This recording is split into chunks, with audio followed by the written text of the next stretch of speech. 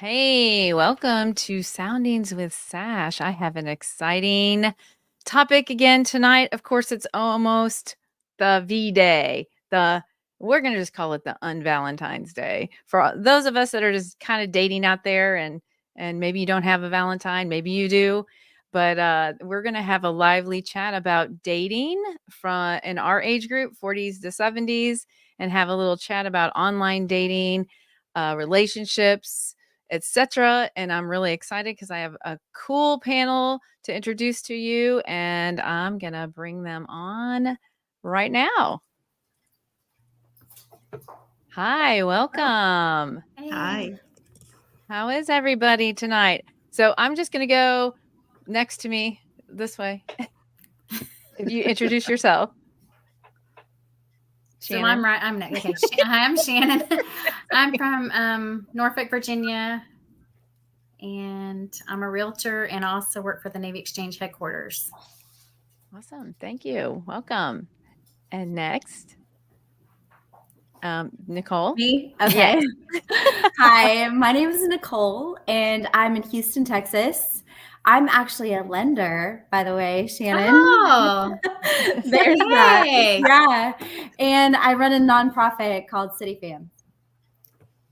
Awesome. Oh, awesome. So, and Barry?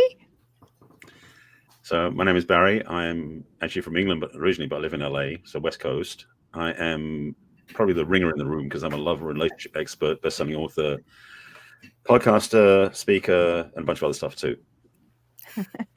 Great. Awesome. Ben?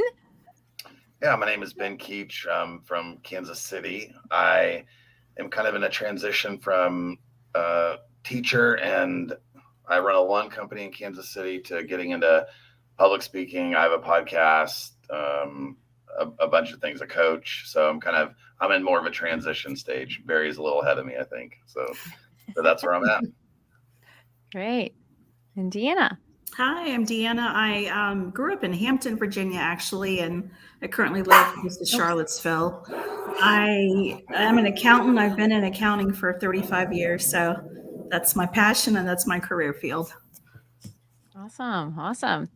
And I'm Sandy Archer. I'm your host this evening, and I am a spiritual wellness coach, but with lots of other different hats. I have my own company. I do social media marketing and website design, but love talking about relationships. I've really found that that's a niche of mine lately.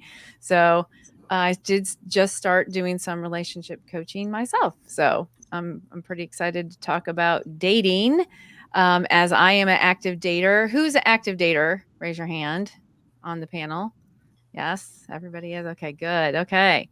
So, yeah, it's fun, right? It's fun, right? Everybody say yay. No, actually. Yay. I mean, it is fun. It can be fun. So that's what we're going to start talking about. How things have changed in the dating world. And we're going to bring up a couple. I have some sideline peanut gallery friends that want me to bring up some questions about behaviors between men and women. You know, we are different, right? We're different. We look at things differently, and we don't see things the same. So I definitely want to start with I'm just going to start with a scenario, and Barry and Ben, since you're both coaches too, maybe you can help out because you are the males in the room. So a friend of mine was hanging out with somebody whole week. You know, they got along, they liked each other, blah, everything was great. They had an exchange like, hey, I got to go do this tonight, but hopefully talk to you later. And then now the guy just ghosted her, like totally, like no. Like he was saying how much he liked her and everything, and then just ghosted her. I mean, that's just an odd. I mean, she didn't have any indication that he would do that, I guess. And so is that like a new scenario? I mean, what is going on with the ghosting thing? I could throw a few things on the table. There is no formula for this, to be honest. Ghosting is I would suggest that ghosting has actually become more prevalent because we can connect more easily because of smartphones, social media apps, everything else. Because 20 years ago, people may have ghosted, but it would be a whole different thing because it's only like a phone call. So that's one thing that's changed. Second thing is, and this is going to break down. I mean, there's a whole bunch of things to talk about masculine and feminine behavior, but just to be simplistic on this level, we men are generally linear beings. We think of one thing at a time, generally go in one direction at a time. That's our strength. Multitasking is not where we focus our energy that easily. It takes work to do that, just to be clear. The feminine, women, generally speaking, multitask quite easily. But staying true to one thing is not their natural gift either, because we're opposites. So it's kind of like, if you know, I'm trying to think of the best example of it. But basically, you know how these about dogs, you see a squirrel and you're like, oh, squirrel. That's kind of how men's attention span can be. If she's really making an impression, he will not lose track of that. However, anything below that can be easily pulled off track. And the thing is, and this is the thing I want to say as well, is that men can do a better job of like making notes to themselves saying, oh yeah, I need to call her back tomorrow. Because we don't do that. We forget. And then we get lazy or we get distracted and she wonders what hell happened. You know, the challenge is there's a meme, I don't know if I posted it recently, but it's a picture of this man and woman up against the couch. And the woman's just going through this whole lament about, you know, it's like, I don't know what happened. You know, he looks so upset. I must have done something. Everything's gone wrong. Nothing's going on. Meanwhile, the other side, he says, the motorcycle won't start. I can't figure out why. So women often take things very personally when it's not even them. It's because we just did something that they took another way. So there's lots of little things to play with here. Right. Oh, good. Thank you. That was a good explanation because, you know, we were trying to come up with scenarios, you know, with, you know, was it rejection based, you know, fear based, you I mean, as a woman, we have so many things going on in our heads, right? Like we can create a whole scenario of Indeed. what we thought, oh, maybe I shouldn't have said that. Maybe I should have said that. Maybe I shouldn't have done that. Maybe I should have done this. You know, we can just like lament, like you can get caught in that, you know, that zone of just ruminating over your thoughts of what might have, could have happened. And so, as her and I were talking about this today, I was like, just calm down, you know, just stay, you know, stay in the minute. You don't know what you did. You won't know until you communicate again, or if you do. And if you don't, then you know the answer, you know. If he just ducks out 100%, you know. So it is interesting how the etiquettes, I think, have changed. Like our communication style has changed drastically. And I'm not going to blame it on our younger counterparts, but they have a little bit to do with it. You know, I think it's acceptable in their social circles, I think sometimes. Any opinion any of you would like to add to that?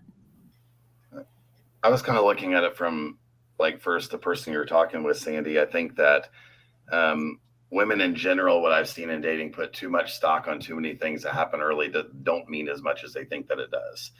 And so you go back to say this female was married for 15 years, let's say, okay, and she dated him for 3 years. You talk to this guy for a week. So and not that she's putting them on the same plateau, but he's nowhere close to being what all the time and energy she invested in her past husband or whatever that was, all of the dating, all the things that happened, which wasn't this, they weren't on a computer. It wasn't anything like this, but there's genuine time and real conversations that were taking place. So just kind of going back to say, everything's with a grain of salt right now. Like proof hasn't happened. Enjoy your conversation. It could end at any point. And then flipping on the men are cowards. Men are weak. Men don't stand up like that. The problem is him. It's a simple conversation. I'm not interested. I don't want to hurt her feelings. They're scared little boys. And so the conversation on the male side is like, guys, let's go. Like treat these women with, if you're not interested, just tell them you're not interested. Move on. Even if it's a tech. I mean, but she shouldn't spend 1 second of trying to figure out what she did right. It's just, hey, it is what this is. This is dating. Weird behaviors that don't make sense, unfortunately. Right. And that's mine. If you have that, if you're good with you and you like you know, I think that people pleasing part is like, well, I don't know what happened.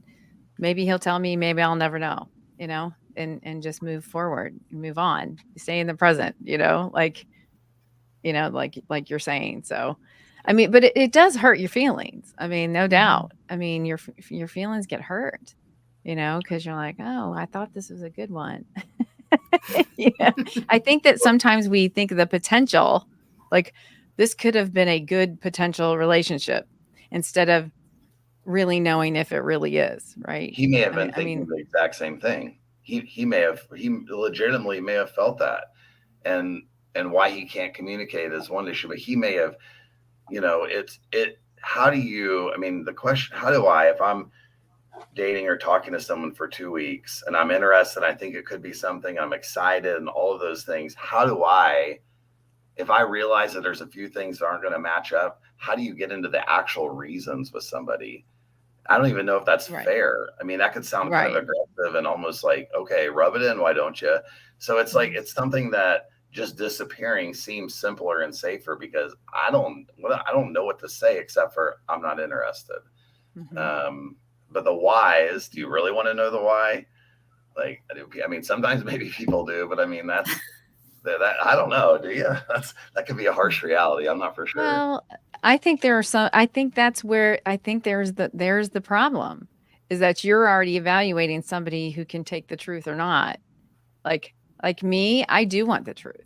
Like, I want the truth. Like, if you said, "Yeah, I don't see this is gonna go anywhere because of XYZ," I would rather know that than nothing at all. Like, I Yeah. would rather you say, "Hey, it's because you wear, a size 10 shoe and your foot's just too big," or whatever, Hey, Sandy, I've got a question for you about that. Have you ever actually had someone give you that real truth, Uh-huh. I have. and you were glad? I was glad. Yes, Okay. because here's the thing, is my truth about me is different than their truth about me, okay? So, whatever they're thinking that we're not gonna match on, okay, that's your perspective on who you think I am, or who you how you think this is gonna go. I'm not gonna be able to change that because that's what your perspective is, right? So if I'm okay with that, like, I mean, I'm a curvy girl, okay? So I've had that be told, "You're just too curvy for me." So I'm too curvy. Which I didn't know how to take that. Was it good? But what's really funny is, like, with another person, they're like, "Oh, I like your curves." So it's all perspective, right? Like, so I can't be mad at that person for not liking my physique being curvy, like, I couldn't be mad at him, like, I couldn't go, "Okay, you know, too bad for you." Anyway, Well, no, but, but no, I just you want know to what speak I'm to the saying? It truth. it has something to do with in here, like, you didn't see my heart, you didn't see past my physique, that's your problem, not mine, I guess. And just to underscore that too, that I've been in a place as a man who's also been ghosted by women. So it does work both ways, not just one side only, just to be clear. And in fact, actually, what Bob just said, feedback is key because the thing is, when I don't know what's going on, purely personally, I'm wondering, did I say something wrong? Something about that? I don't know what it is. It might be them totally. Well, it probably is them. But I have nothing to work with. Whereas feedback gives me something to work with. And frankly, being someone who's dedicated to growing and learning and being a better person, feedback is helpful no matter how negative it may come in. So it depends how I use it. I agree. I Hey, totally Sandy, agree. I dated a guy, and after like the second date, well, the first date, he kind of cut things off at the end, like quickly. And I was like, well, I thought we were going to stay and like talk and hang out, and I was going to learn more about you. But then the second date came around, and I realized that we just didn't line up. And I didn't want to ghost him. So I sent him a message, and I was nice about it. And I said, I'm sorry. There's just some things that don't work out with, that I love country music and I love the beach. And I wasn't rude about it. I just was like, those are two things I can't give up. Like, I live by the beach and that's my favorite type of music. So, and he just came back with like this paragraph of stuff. And I'm like, I'm sorry, that's my feelings. And I'm not going to go over my boundaries or, like I've already tried that before. It doesn't work. No. So, Right, and melding into somebody else is not I had to learn that the hard way. Like, I'm going to like everything you like, and you should like everything I like. Well, that would be a really boring relationship for real. It Yeah. really, I mean, there are some couples I see that are like that, and I think they're so cute, but at the same time, I have a lot of interests, and, maybe your interest I can, grow to like, or maybe you can grow to like mine. We're not the same person, no, we're not the Yeah. same people. I think it's important. And that's another question I have is, how soon is too soon in a dating relationship to talk about a future together, or where it's going? What do you think, Barry and Ben? Or is it just per person, per situation, do you think? I I mean, I I think there's always a next step, and you should always be cognizant of what that next step is. So if I've gone on a couple dates with somebody, I'm examining if I can date them in a committed relationship. If we're in a committed relationship, then I'm examining, is this somebody that I can, honestly, is this somebody I can spend the rest of my life with? I'm not interested in a committed relationship with someone I don't want to spend the rest of my life with. I'm not interested in just dating to fill my lifetime. That's not how I operate. So for me, it's probably sometimes too front and center. I've then rushed things, or I've pushed things at times. So I've had to kind of understand myself and my own energy, and like, okay, just chill out, keep certain things in your mind. You don't have to say everything off the bat. But I do look at always what the next step is, and does this make sense or not make sense? And I operate from that. Right.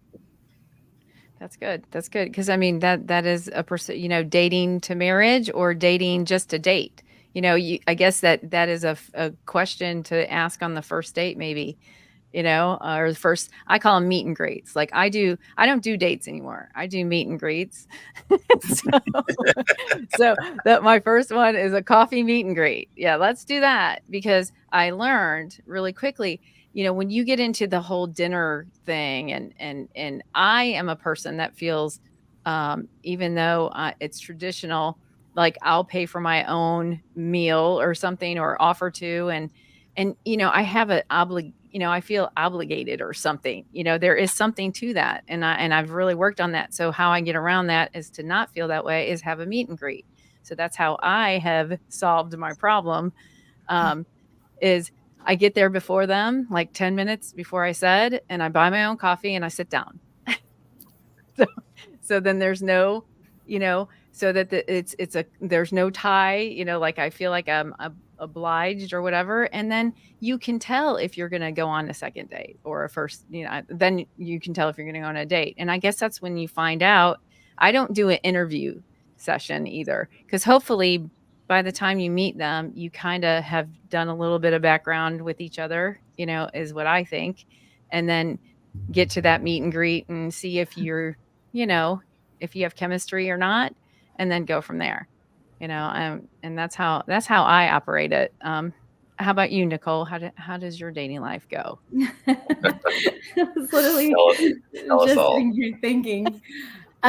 So mine has been very, very different. And I don't know, maybe if you chose the right person for this, but I haven't done any online dating at all. I've never tried it. I've never done it. I've been single for 7 years, and I just meet people. Like, I mean, maybe part of it's the job, part of it's the nonprofit piece. But I'll just meet them. And so usually the face-to-face has already happened. I don't usually get a lot of that, like, texting stuff until after we've met. So, but I do think, going back to like what Ben was saying about, like, you kind of get there pretty quick. Like, hey, here's kind of what I'm about. If that doesn't fit, I'm probably not going to move forward. I mean, I'm just I can sift real fast. Probably not a like good that thing. sift. Obviously not working. Let's just go with that. What about That's you, good. Deanna? I mean, on the topic of when is it too soon to talk about a future, I think at this age, some conversations are different. I mean, I'll be 59 this year, so I'm not talking to someone about having kids at this age. so that's not even a concern, but, I am looking at retirement and, so if you're going to retire, what are you looking to do? Are you going to move across the United States to be with your kids? So I think at this age, some of the questions are different and they're a little sooner than what you would have had 10 or 20 years ago. So the dynamics are just different at this age dating. So do you do a lot of the online, Deanna? I have. What's wrong with it? I mean, after, because I think it's time that I try this. Yeah. Well, I will say, I've mentioned this before. I do think that women can get an emotional attachment very quickly over texting and talking on the phone. So I've tried to reel that in. Yeah. Let's talk briefly. Let's meet for coffee. Let's, see where we go pretty quickly. I'm not willing to spend. I'll give you an example of someone I went out with last fall. So he lives in Pennsylvania. So I had this grand idea dating somebody in Pennsylvania would be wonderful. So Lorraine was like halfway between us, 2 hours. And we talked for a month leading up to this.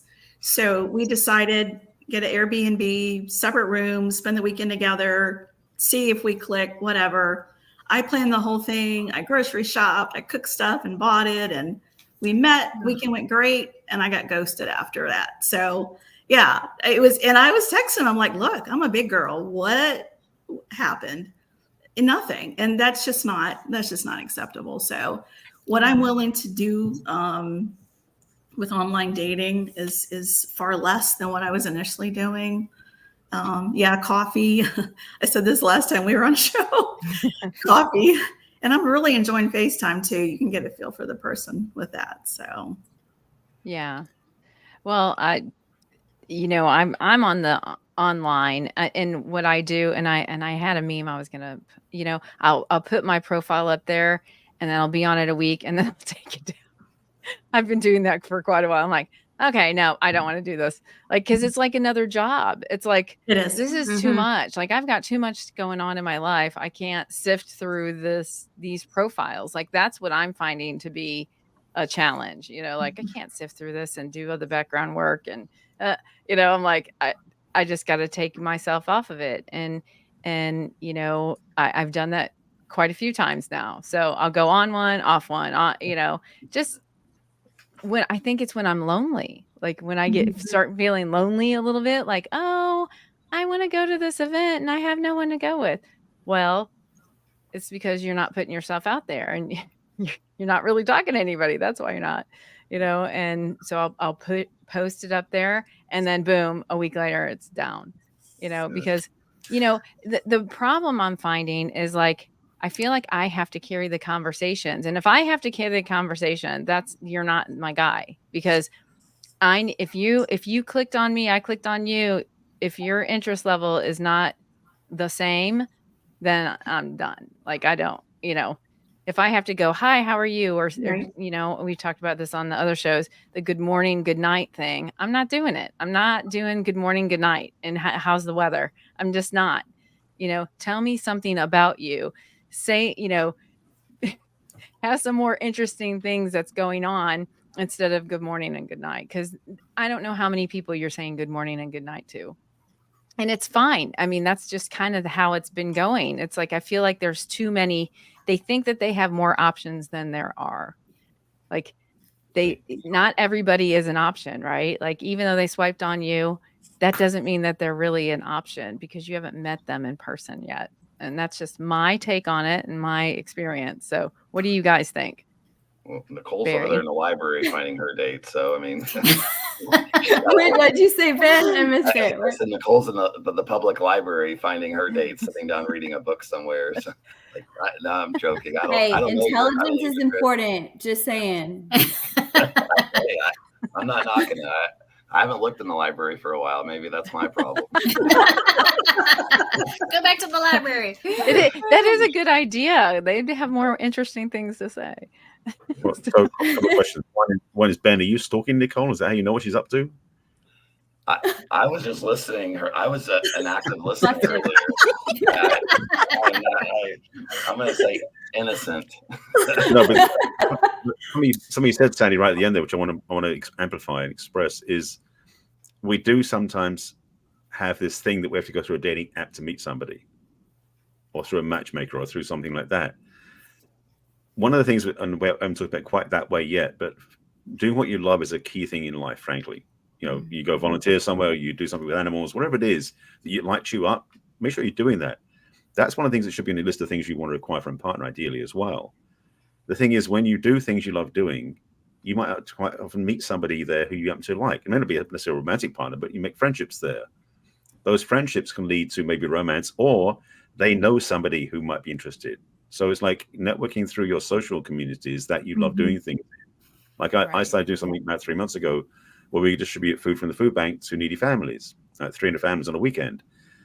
I've got some really good friendships in just 2 months doing that.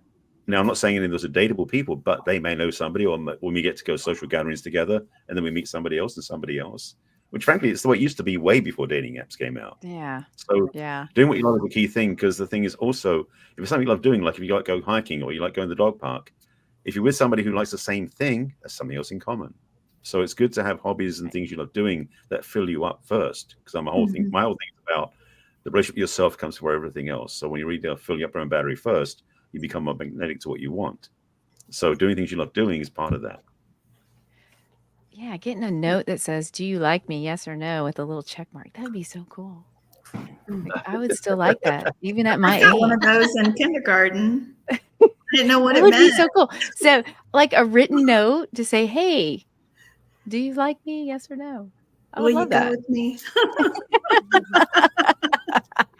See, So we're still. I think we still have that little girl heart, right? Like, so we still want those things. We do. We really do.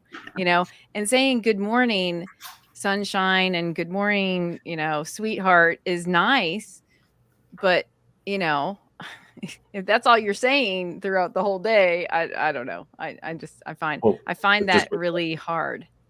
just on that one note, exactly. My one of my podcasts, I'm on, my co-host, she is one who likes to be connected 3 times a day. She said any man she dates, she wants to get a text from them like good morning, good afternoon, good evening type thing. It's one thing she loves doing. Her last husband, who passed away a few years ago, he said he couldn't do that. He'd do 2 times a day, but not 3 times a day. So they found a happy medium. It sounds simplistic, but it's that idea that they negotiated. It's like he would lovely reach out to her like in the middle of the day and in the evening, but he couldn't do it in the morning because he's too busy. And once he said that, it's like she's fine with that.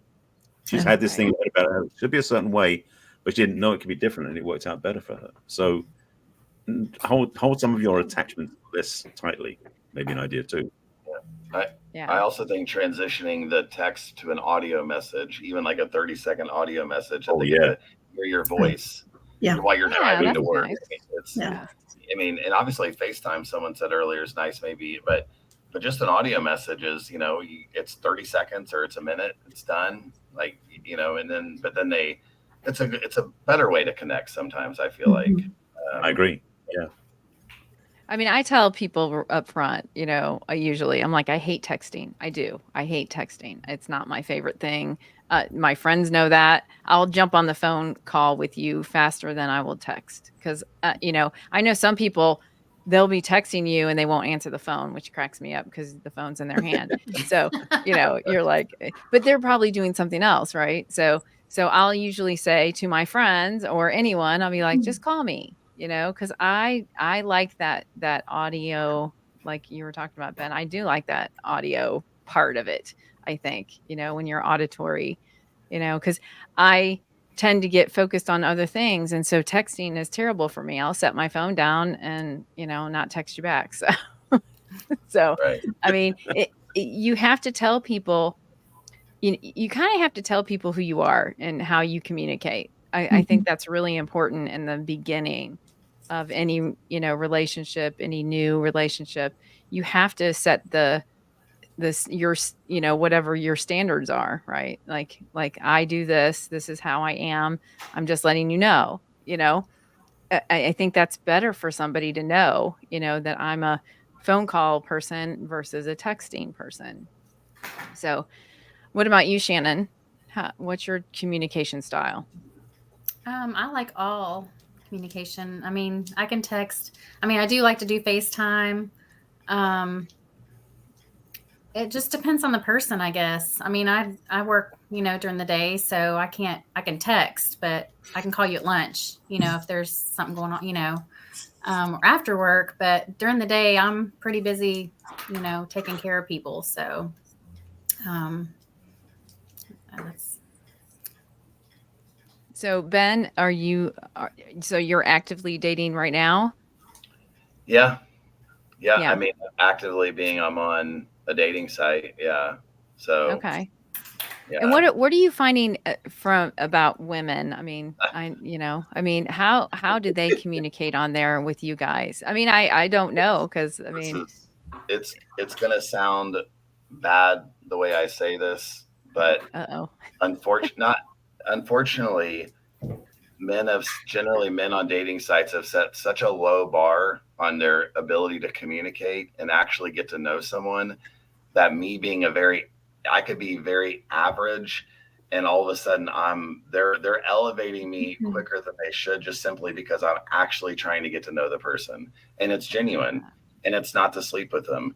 And so it's not even difficult to try to get to know someone. You ask a question. I mean, but so it's like the thing with women that's tricky is like what Deanna was saying earlier. You get to a place where you're kind of vulnerable and you're letting yourself go, and then something like that happens in a month, or you like you have to, or like you want to be in your feminine, but you're always in charge, and you dated a man who was weak, and so you've been in your masculine so long. So to find the right man, you have to discover and understand how to be in your feminine, how to be vulnerable. But there's not a lot of people out there that are men that are ready for that. So it's such a tricky place. I think women find themselves in dating, honestly, Right. which is why I'm trying to coach men, because I feel like they're the missing link. Like women have it more together in general than men do. Right? Literally. So just I'm going to throw, but of course men don't care. They don't pay money for I mean, I don't know. So it's like, but there's simple things that men can do just to understand and step up a little bit better and be better candidates. If for lack of a better word. Well, I'm finding people walk around in their woundedness, and I think that's most of the problem. They're just projecting their woundedness onto other people, and that's hard because it's hard for me to listen to sometimes and go, okay, hold on, is it the other person or is it you? Like you have to introspect. You have to say, am I bringing baggage into this? Have I left my baggage back there or not? Have I dealt with my baggage? Because it's not fair to come into a relationship with your baggage. It's not fair to the other person, and that means that you're not whole yet. Like I know people say, 50-50, we two halves make a whole. No, I think you have to come to a relationship whole. Yeah. Like your brokenness, I get triggered by things, and I know trigger is a triggering word these days, but triggered, our woundedness with somebody else's woundedness can trigger the both of you. So I'm not saying that you're not going to have that, because you will. I mean, let's be realistic. You could be whole, but you can still have triggers. So it's important that you deal with your luggage, deal with your baggage, check it with the baggage carrier, whatever you got to do. Anyway, So so that's that. Sandy, so since you've taken the time and you've done the work and you've gone through the healing, do you feel like you can recognize it really quickly when someone has or when they haven't? Oh yes. And especially if they're attracted to me. No. Wait, I don't understand They're that. attracted to me. If they're attracted to me, I know they're not healed. But anyway, I attract one type of person, and it was because I do, and it's something to do with my personality, and I know this, but I know this, so I know when they're coming at me. I'm like, oh yeah, there's that one. I'm a past codependent empath, so a codependent empath person usually attracts narcissists, so they're my favorite. Anyway, So that's who I attract, and I know it, and so I can pretty much see them coming, I think. I have been fooled a couple times, because they can fool you, and if and the narcissist, and I hate throwing away, I hate throwing around narcissist word because I feel like it's thrown all the time now. Like that's just like everybody's a narcissist. No, not everybody is. But if you're attracting them, it feels like everybody is, right? So I know that in me, that codependent empath attracts them. They see me. It's like a radar. It's like, ooh, there she is. Okay, we're gonna go try this. Not saying that I'm not healed from that, but they can see that as part of my personality because it is kind of part of my personality. I come across kind of nurturing, kind of friendly, so they can take that as, oh, okay, maybe I'll try this one. You So need to have like I, you need to have a little like coaching package for like the narcissist guys that you meet, and then you can like put them through the training. And then, like I'll just refer send them to them Ben. to Barry. Yeah. Yeah, Ben and Barry. I'll send them to you. Yeah, because send them to I'm Ben not and doing Barry. it. I'll fall in love with them. Nope. So, no, but if you know that about yourself, like I know that about me, I do like the gregarious, outgoing, kind of alpha kind of guy who takes charge and that. So they have characteristics that I'm attracted to. So I know that about myself though. So that's why, sometimes I take myself off the dating sites because I'm like, oh, yep, there's another one. Okay. Because those are the types that are attracted to me. And those are the types I'm attracted to. What So do you think that's natural though? I mean, like, so if we look at God's design, girls, guys, whatever, like if they are meant to be providers, protectors, like that strength, we should be attracted to that. if it's strength, if it's not fake strength. So some, and those are the places like I was talking about with time limits. How long should you get to know somebody? I go by the 18-month rule. Honestly, I think it takes you a good 18 months to figure out another person. I don't think it's very quick. But that's my own opinion. What do you guys think, Barry? Boy, some of the things you said, I'm like, what do I jump into? That we do have a tendency to unconsciously attract unresolved issues that we haven't figured out yet with partners. That's the way we're wired. In my book, I talk about the relationship healing we have to do because we don't get born with user manuals. And when we're born, we don't know about relationships. We learn at the feet of the people around us, our parents usually. So the way they do relationship becomes our blueprint. We don't realize we're taking in because it's all unconscious. So that gets put into our wiring where we're just going out the world thinking we know what we're looking for, but unconsciously we're attracting matching patterns that match what we were raised with. So if you come from a dysfunctional family, you might notice some commonality of the same thing happening again. That's the good news, by the way, if you catch it. If you don't, that's not the problem. But the thing is that we don't realize that even though our conscious mind is going, I want this person with this sort of thing, and this sort of thing. Meanwhile, what we're catching is these sort of behaviors down here, which we didn't even think about. Because that's what we're familiar with. That's the way we think love is designed to work. I grew up in a family, very codependent, same thing, but we're all codependent. There wasn't a narcissistic person in the family. It was just probably codependency. So I was always looking for relationships like that. And also I had a whole bunch of patterns I'd worked. I mean, I've been on my own for a long time because I've been doing a lot of work to clear out all behaviors because I brought what was unconscious, conscious, which we can all do. So part of the challenge is to watch what we're attracting. The biggest clue we have is look at who we date and we like. If you notice there's, because I found for myself, there were 3 relationships in a row where the women, even though they looked totally different, they exhibited exactly the same behavior because I was attracting that. It was my responsibility to fix it. It wasn't about them. The biggest gift is take responsibility. So I started doing the work to break down and undo those patterns and programs I believed and rewrite the programming so I don't choose that anymore. That's the big work, by the way. Right. Thank you. Yes, that was great. And hi, John. Thank you for coming on. Yeah, sorry I'm so late. It's a Monday. It's a Monday. It is Monday. I didn't work. Thanks for joining us, John. Tell us where you're joining us from. I'm in Olathe, Kansas, Kansas City suburbs. Okay, great. No, we have everybody from everywhere around, don't we? So this Mhm. is great. So John, thanks for joining. So we're just talking about dating, and so what about you guys?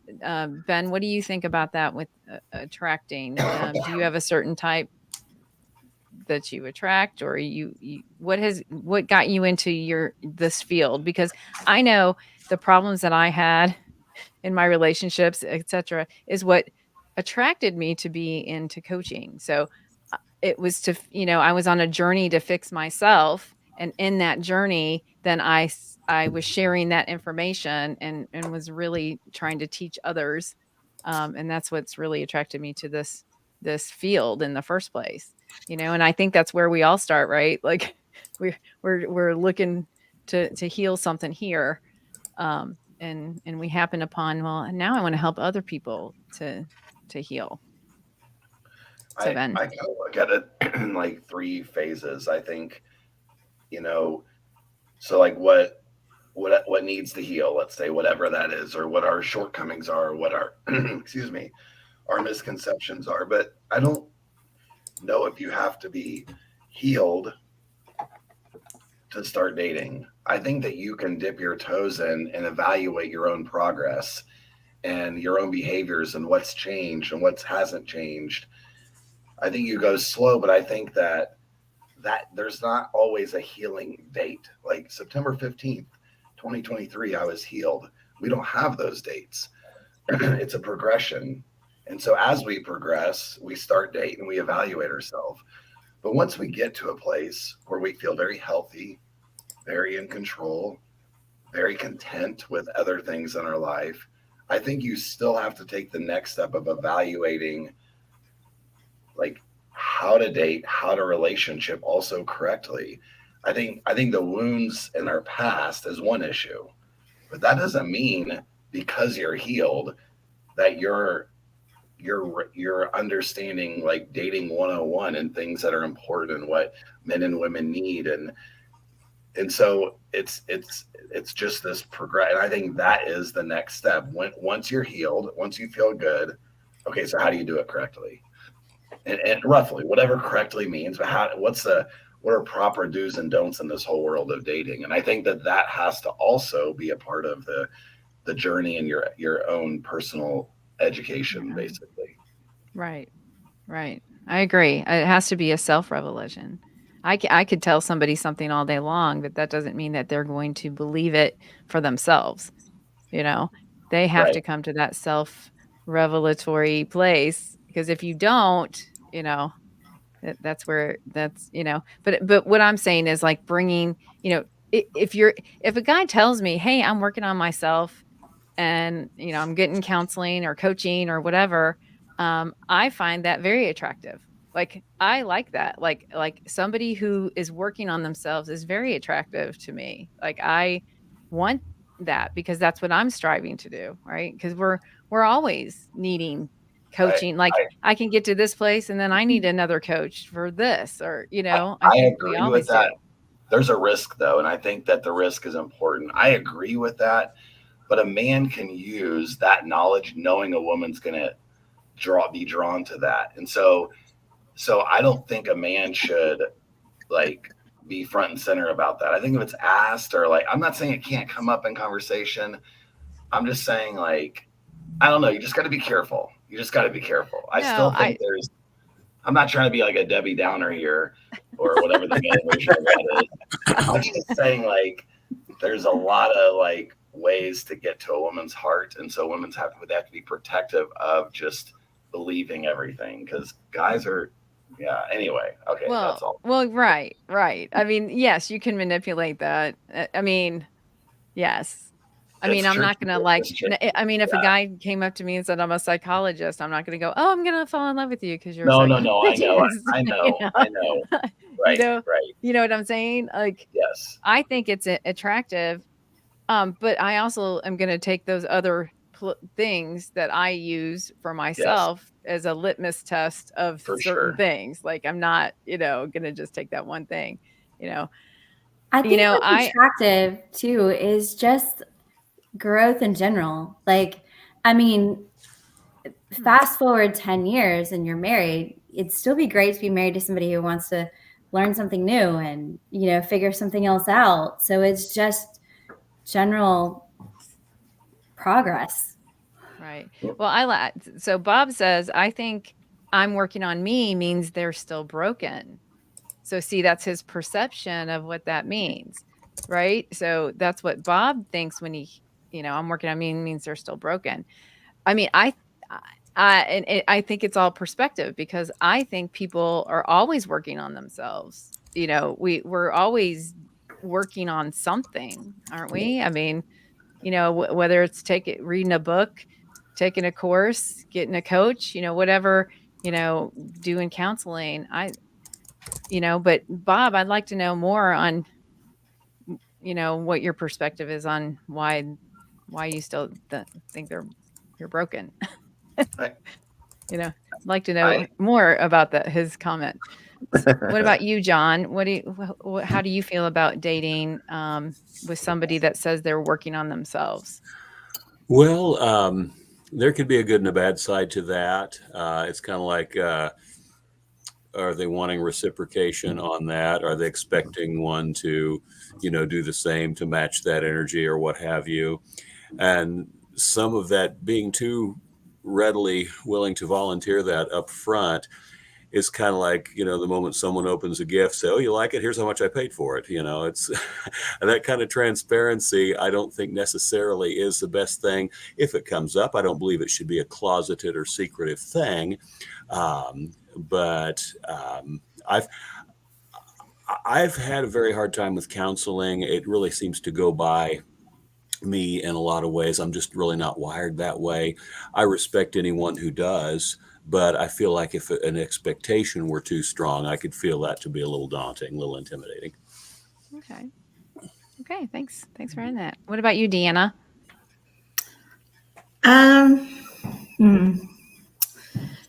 I have been transparent with people I've met on some personal issues. Issues the wrong word. On some personal information, and that did not work out very well. I think there's a time and place to share certain things. I get a little panicky. I think it's great if people are healing and growing, but for me, being vulnerable to start getting to know someone and spending time to see if we connect, there's even more of a vulnerability to me if I know that they're working on this area in their life, because they just may drop out of space at some point. We've been talking for a month, like I just had happen. So I don't know. I see both sides of the coin. I've had to question myself, when is an appropriate time to share your background junk? Yeah, that's a good question. That's a great question. Yeah, when I think it depends on the people. What do you guys think? I mean, it depends on the two of you. I mean, if you have to worry about somebody holding it, over you of information, then that's not a safe person in the first place. Right. And I don't want to what? go in. Oh, sorry. No, go ahead. I just don't want to go into it with fear. And so I want to be authentic and open, but then also be wise about things. So you play these scenarios in your head about what you should do. And it is tricky. I agree with Deanna. I have to look at each situation fresh and not whatever happened before, or not the last person that goes to me, or what. Like, I just have to be done and be fresh again. And that's why we take breaks, I think, from dating sites, because we need time to get freshened up again. And like, okay, here we go. Now I can attack this a little bit. And because I just want to be myself, and I want to be so myself that there's nothing confusing about it. And if it works, it works. If it doesn't, it doesn't. But I expect the same thing. I tend to try to, I want to know you and figure things out and ask questions. And some people, that can actually be intimidating. Some people would rather be small talk for longer than I'm willing to. And so I have to kind of like evaluate that. I'll back off a little bit and slow down a little bit here, But then I have those conversations where it's like, I'm really learning and I love it and it's good. And so I need that energy too, I think. But it's just, it's just a process. And it's just, you got to try to let fear stay away as much as you can. Well, I was talking to a friend today, and he was talking about some bad dating experiences he had, and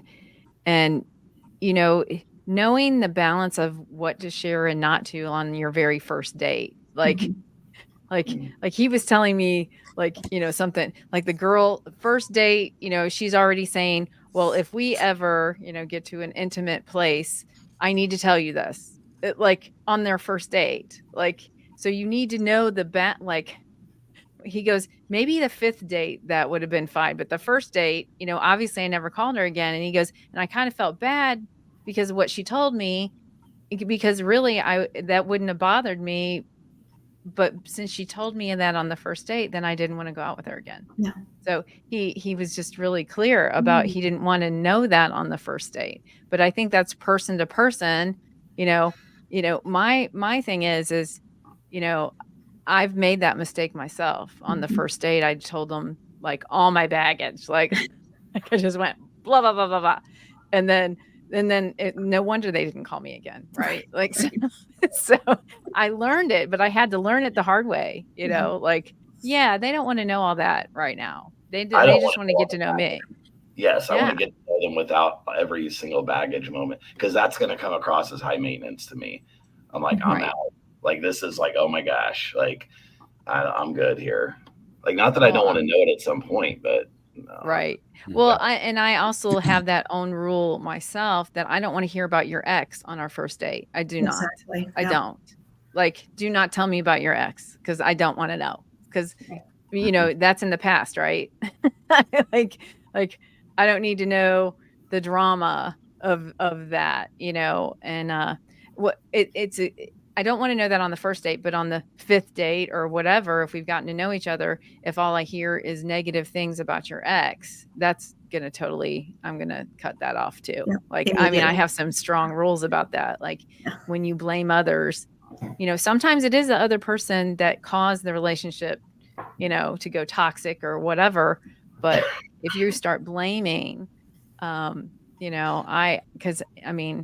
I've been in a couple of relationships. I know that it's not all one person's fault. It's the two of you.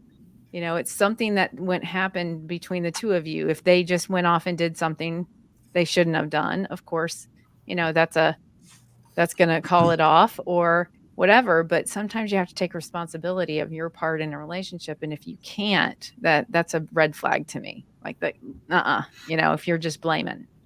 Blame. Right. I mean, again, infidelity is one, it's that person's fault. Well, it is, they did that, but was there situations and circumstances with you and them that escalated to there or not? I don't know the two sides, so it's a hot topic. What do you think, Barry? Well, I was going to say, as a summary, in a one way, that self-awareness and self-mastery are very sexy, because we often, let me say it this way, I'm on the dating sites. I actually have two matchmakers with me. I'm in the databases, so they know me enough now to know to choose my dates very carefully. Because when with somebody who is basically doesn't seem to take ownership of their stuff, doesn't know how to manage who they are, the problem is I know too much in some ways. This is one of the challenges of being an expert and then dating, is that sometimes the patterns are so evident, I can't go out with them. It's almost like saying I can recommend somebody go see, not me, but go see somebody else as a guide, facility, coach, whatever that is, because where you are right now, it wouldn't work well. And that's just transparency, because as I said to one of the people, I was actually a meeting today with some matchmakers because we're all friends. And I said just to be aware, I want to be with somebody who has done their own work, because I don't want to do the work for them. I can't. It's not appropriate. Right.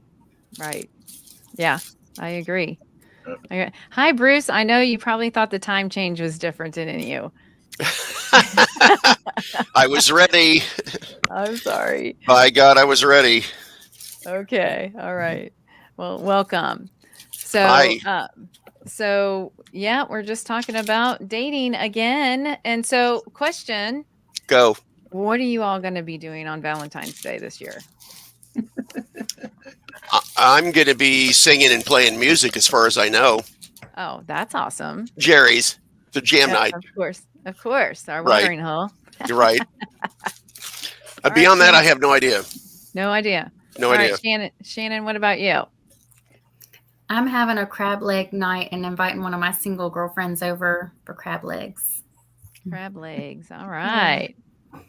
And what about you, Nicole? I have zero plans. But does it matter? But here's the question. I mean, I'm asking you guys, and there is a purpose. So, Barry, what are you doing for Valentine's Day? Well, recording my podcast is one thing I do. It's Wednesday anyway. Otherwise, I have no plans intended. Frankly, being in LA, all the restaurants not putting up high price couples dinner options. So going out to dinner on Wednesday night isn't really fun. So I'm just going to chill at home. I have and also just look for thing on Valentine's Day, by the way. If you haven't done the history search on how St. Valentine's came about, do some research. You'll discover it's not such a pretty day after all. Yeah. And it's frankly, it's a hallmark holiday that's created to make money for the chocolate, greeting card, and rose industry, as far as I'm concerned. No. That's right. Sorry. None of us still believe in love. I'm what about you, romantic Ben? love as well. But Valentine's Day, one day a year to be special? No, come on, a whole year. There we go, Savannah. Kansas City Chiefs. Okay.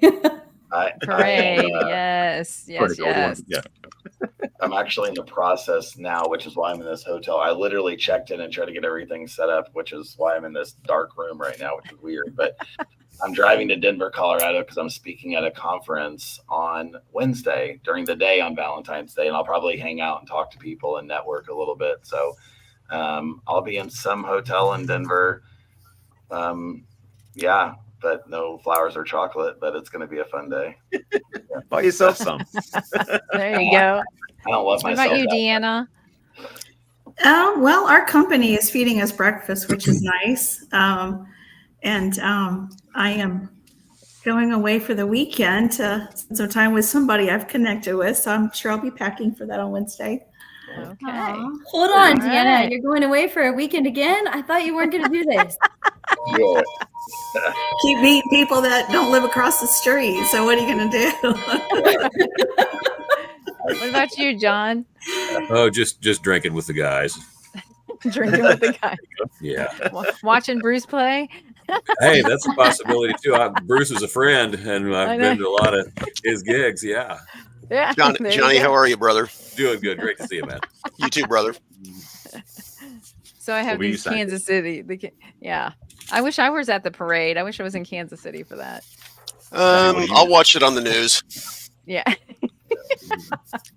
So, yeah, I mean, honestly, in my last relationship, we had stopped doing the Valentine's Day thing anyway. Like we had stopped that like years before. And I think it was because we recognized the commercialism of it. Like, it wasn't, it just didn't have the same, I mean, my expectations in the beginning of the relationship was high about it, and I think I killed it, to be honest, because I was that one that, what are we doing for Valentine's Day? What did you plan?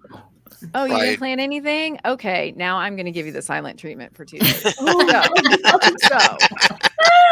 that tells you where I was at in my relationship. Ow. So, ow is right. And so my expectations were unrealistic. I mean, that's the takeaway is I had unrealistic expectations of the day and what my partner was going to do for me. It would have been nicer not to have focused on that, So again, taking blame, I see that was totally on me. Like, it was just a day that somebody, Hallmark created or whatever, to, like you said, the St. Valentine's Day, I don't really look at it like that, actually. I see it a little differently. Yeah. I think that there's nothing wrong with whether it happens on the 14th or not, whether Hallmark created it because capitalism is amazing and people need jobs. I think that, like, what's wrong with having a day that's like where you're going to be intentional about loving the person you love. That's Like, fair. I agree. I think that's I like okay that. to expect that, and it's okay to have Yeah, that. And it sure. may look differently to different people and different couples, which is okay. But I don't know. I don't want to make Hallmark. I mean, I don't want to dismiss it too. I don't know. I think it's all right. I'm good with it. I'm good with At the whatever. risk of sounding redundant to what Ben just said, Sandy, in your defense, I think, and of course, this is all Monday morning armchair quarterback rhetoric, but if in your relationship with the person in question, if you guys had the opportunity earlier on, so what are your feelings about holidays? What do you think about Valentine's Day? To where you guys could have established, I don't really care about it. Oh God, I love Valentine's Day. At least that way you'd have it out in the open and people would know what time it was with each other. That's right. Yeah. You know what I'm saying? So there's nothing wrong with the fact that that it was a big deal to you. That's perfectly cool that was a big deal to you. As long as that had been established between the two parties. He might not have cared about it, so that's another conversation. Well, he proposed to me on that day, so Oh, wow. that's where he set the bar. So can I just say whoa. that? That's pretty high up. Yeah. Oh, He My kind of set God. the bar. yeah, the bar's so high. the bar was high. Like I was just taking her to Chili's, for God's sake. Yeah. That also means after breaking up, that means Valentine's Day becomes a negative day if you've got that wound inside from the breakup. So My last girlfriend broke up with me the week of Valentine's Day 3 years ago. It was that week. Yeah, She announced she so- was moving to Florida. right. So those days do have some kind of in your head. Right. So It's the okay. thing's also, I mean, I want to say this again because you were saying about the relationship. The thing about Valentine's Day is we make it such a special day. And I know that in the comments Savannah said, it's like it's one day you'd be extra special. The thing is, people get lazy in relationship; they get comfortable, and so there's a tendency of people to make Valentine's Day the day they'll save up the energy for, to be really loving that day, and then forget the rest of the year. Right. That's not a good way to love the relationship No. either. So, Right. right. And the challenge, and Sure. one thing also, friends of mine who are in a relationship who have kids, they've set up now where they're like once a week where they have the kids taken care of, so they have a date night because they've been married for 20 years, but they still make sure that every week they make one day aside, even though they're a family, they're very busy, they've got kids and work and everything else. They Good set for aside them. that time which is important to them. So Right. Valentine's Good for Day them. doesn't have to be something that is the only place you celebrate each other. It should be Yeah. every day. Yeah. Frankly. That's Right. fair. That's fair. Sandy, can I add something? Yeah. I know this is a dating show, but Valentine's is a perfect time to reach out to somebody else that's lonely. There are plenty of widowed out there, elderly people or whomever, and it's also a great opportunity to reach out to someone like that. Yeah. Yeah. That's nice. Yeah. That is nice. Yep. So, and I like Bob, he's going to eat a whole rotisserie chicken. So I like that. At once? All at the same Apparently at time? once. That's what he said. At once. In one gulp? In Wow. one sitting, Wow. he said. I'm So- impressed. Are you timing this? Yeah. Well, so in keeping time with you guys, we're at an hour, and I know some of you just joined us because of the time zone. I guess you guys didn't know it was my time 7, your time 6. Sorry. So My time 4. it's okay. It's okay. We enjoyed you guys interjecting here at the end, and I'm sure the guys were glad there were more guys. Y'all outnumbered us this time. That's almost, except for me. Equal I numbers didn't then. count myself. Right. Anyway, so our takeaway, can we go around and just give one piece of advice to somebody who is feeling lonely on Valentine's Day, or who is feeling really lost in dating? Can we give advice? Anybody that wants to give advice, you all don't have to, but if you'd like to, please interject now.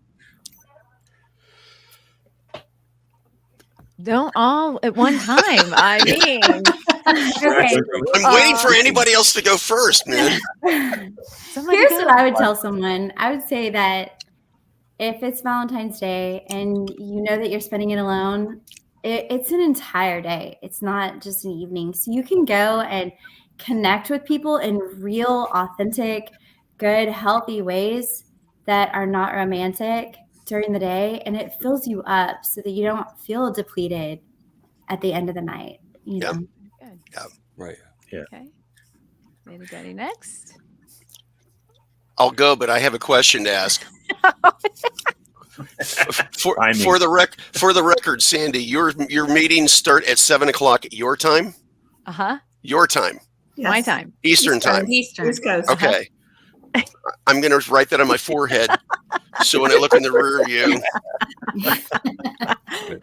And what's your advice? My advice simply is this: over the course of the past 3 years, and Sandy, you've forgotten more about it than you care to remember at this point.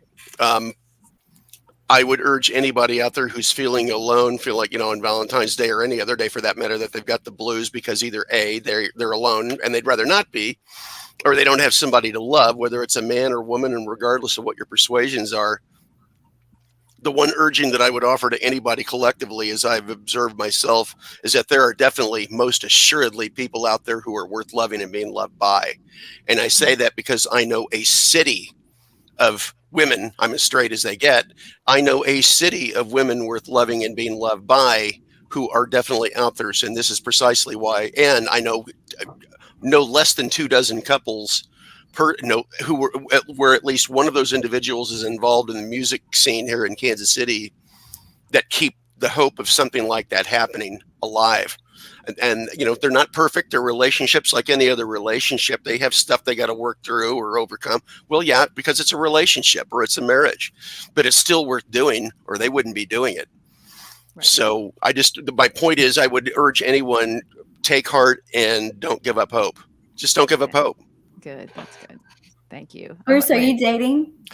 Currently, no. I'm in class. I'm under the hood, Nicole. I've got all kinds of research and development. I'm healing. I'm almost completely healed. I'm actually at the point of rebuilding and researching right now. And I'm kind of building. Can I connect you with a really sweet girl in Kansas City that I know? I'm sorry?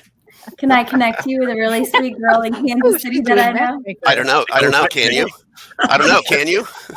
I'm asking permission. Oh, matchmaker.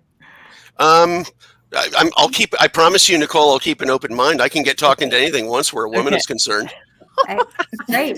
Well, let's take this offline. We'll take that offline. We can go back. Yeah. You can communicate. You're welcome, Nicole. You're more than welcome to reach out to me outside of this meeting if you like. You're more than welcome to. Okay. Awesome. John, you have anything to share? Well, I would just say, I'd be mindful of this aspect. We're really the first generation in humanity that has had such a climate and of a scenario of dating apps. It's just a constant, nonstop, rapid fire parade. And you've got about a nanosecond to get somebody's yay or nay. And it's just with all this ridiculous drowning in selection, go.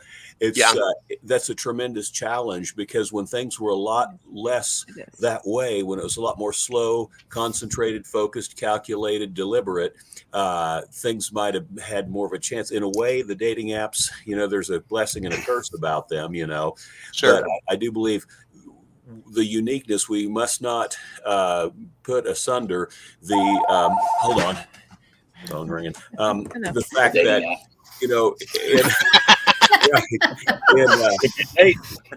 but no, I'm just gonna say this is something that we shouldn't entirely ignore, is the fact that for however long recorded history has gone, no one has had the dating climate that we have had. That's true. It's true. I mean, we've seen it all. We've seen all the transitions of dating, right? Yeah. Well, because we're old. Anyway, because we're older. I didn't say old. And so, okay. Well, thank you, John. And Deanna, anything? My answer is going to be pretty similar to what I said around Christmas. I get a lot of joy and fulfillment out of doing for others. And I helped host a tea this past weekend for widowed and single ladies. And they were really receptive and really grateful and really happy to be a part of that. And I'm just a giver. If you're feeling lonely, start pouring into someone else. And for me, that makes my day. So that's my advice for me, and hopefully it can help someone else. Yeah. Shannon? My motto is don't give up. Don't give up, because this one might not work out, but you learn something from that experience, or you learn something that helps you grow or helps you as a person, or, you might be sad, but keep moving, because there's other people out there that may be going through the same thing you are, or may have the same interests you do. And I'm probably the one person on the panel that just got out of a major relationship being engaged. Oh, wow.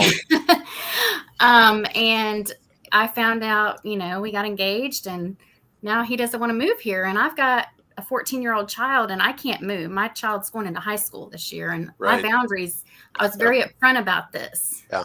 But this time with this relationship, I wasn't as upset about it because I have to keep moving. And if it doesn't work, I'm not going to make this puzzle piece fit into this piece that's not, the puzzle that's not fitting together. Mm-hmm. So I just keep going because, you just got to keep having hope and just keep going and learning from people. And there may be someone out there at this time or that time, but just keep moving. There are 8 billion people on the planet, so there is that. And Ben, what do you have to say to add? I just think finding thinking about your kids, we love our kids. I think there's stuff we can do for them on Valentine's Day, something special, maybe something that we haven't. So that's something to give to. I also think in just general in dating, it may not always be for marriage, but there's positive things that can happen along the way with people that you meet if you kind of have a mentality of, I want this person better for knowing me. And if you think that way, it may not equal all the things, but it doesn't mean it's bad. It could be a lot of good things as well. And so I try to keep that mindset in dating to not get discouraged. And by the way, Nicole, I live in Kansas City as well. So if Bruce is passing up on that, Nicole, Ben, you have my blessings politically, and y'all are witnesses to this conversation. Your Honor, for the record. But Johnny is too. So Johnny as well. You guys, hey, look. You guys. You gotta have 3 girlfriends. I'm easy. That's what I've heard anyway. All in Kansas City? Oh, wait. Those 3. Johnny and I are. Ben, are you in Kansas City? Yeah, I'm okay. Well, hey. Sandy, you are too? Yeah. No, I'm in Virginia. Virginia, Deanna. Virginia Beach. Virginia. So if you know any men here, since she's Nicole, where are you? She's matchmaking. I'm in Houston, Texas. Okay. All right. Okay. Cool. All right. Well, Barry, I would like to. Well, I'll say mine after yours, Barry. So go ahead. Oh wait, Nicole, are you now becoming a matchmaker? Because I think she is. I was literally thinking in my head. I actually am going to send some. Anyway, I know some gentlemen in Virginia. One that was just wow. Nicole, you need to start monetizing this service, man. I mean, Venmo, PayPal, Cash App, man. Love broker. Okay, so we got to wrap this up. So, Barry. So, a couple of thoughts I had, which one is, if you're feeling left out, feeling lonely, take yourself on a date. I love taking myself to the movies on my own, like especially when during the day, if I've got like a quiet gap in between commitments, go see a matinee on my own. It's just so much fun because I can enjoy myself, do what I want, don't worry about account to somebody else or anything else, do things my way. It's actually really fun. So do something like that if you want to. Second thing is, there's something a friend of mine inspired me to do, especially when I go to checkout at the when I go to the grocery store, is that when I'm in line, oftentimes the person on the register is pretty much stressed out working everything else. Yeah. My friends suggested doing this, and I started doing it myself. I want to play a game. Ask them if they want to play a game, which is tell me something you're grateful for. It stops them in their tracks because they probably never heard that from somebody, but it starts a conversation and it starts lightening their day. And if you do that with people you meet, they start changing. So you're actually not saying what do you love, just say what you're grateful for. Mm-hmm. Could be something I woke up on time today. Could be got the groceries done. Those sort of things can change people's lives. And if you do that on Valentine's Day, keep going. You'd be amazed what happens in people's lives. So love that. So my advice is just stay present, and if you're feeling lonely, reach out to a friend or whoever, because there are a lot of us that are single. We have a Galentine's. We do this Galentine's thing, and we didn't do it this year because it's in the middle of the week. Chocolate and wine on a Wednesday night is not. I don't know. Why not? That works. I don't know. That's legal. It's perfectly legal. It is. But I want to say for dating, you have to know your clear intentions. Like Ben was saying, what are your intentions of dating? Is it just to get, because, you know, there are some people out there who go out just for the dinner. I mean, I hate to say it, and I've heard it. Yeah, it's a free dinner. Well, that's a terrible reason to date. Yeah. You Yeah. know, go take yourself out to dinner. It's kind of You shallow. know, yeah, it's very shallow. But I've heard that there are degrees of dating. Like what are you going out for? Because if you're clear with the other person, hey, let's just be friends and get to know each other and go to the next step. You know, you have to be clear on your intention, what you want. You know, sometimes there's instant chemistry, and hey, yeah, we're gonna date, but you don't always know. Just stay in the present. Don't future. You know, don't start planning your future. Is what I'm trying to say. Don't overthink it. Stay present with that person. You know, like, hey, you Right. want to meet up again? Yeah. You know, and then hang out again, and have no expectations. The Right. expectations that people put on each other in dating is kind of too much. You know, Sure. just don't have an expectation on someone else. Have an expectation on you. What are you looking for? What do you want? And be clear about it. That's all. That's just my. I'm taking notes, Sandy. Be clear. Just That's in general. I mean, you know. You have to be clear, because that's the honest. Like if you're gonna fake, like, oh, I can be okay just being friends with benefits, and that's a lie, and you know it's a lie. You know what I'm saying? Like where is this relationship at? You know, I don't have time you have for that. to know. Yeah, you have to know. With another birthday that just came and went last Thursday, the older I get, the less time I have for nonsense like that. Right. But not everybody's there though. So No, I get it. Anyway, thank you guys for coming on tonight. Thank you guys for sharing this hour and something now. I appreciate you guys all coming on and your perspectives. I really appreciate it. And thank you, Bob, for staying on the whole time, and the other viewers. I appreciate it. If you have any comments after, please comment, and look up Barry. He's a relationship coach. Ben, what is your title of coach? Working with divorced men primarily right now, but it's like all about to kind of get launched. So I'm in the very beginning phases of it all. But my podcast is going, but yeah. Great. So, and then I have Sash Coach, Sandy Archer Spiritual Health. And if you want to get an appointment, just let me know. So, all right, you guys, thank you. Have a wonderful rest of your week. A happy Valentine's Day from me to all of you. And I appreciate you guys. Thank you. Thank you, Nicole, in advance too. Absolutely.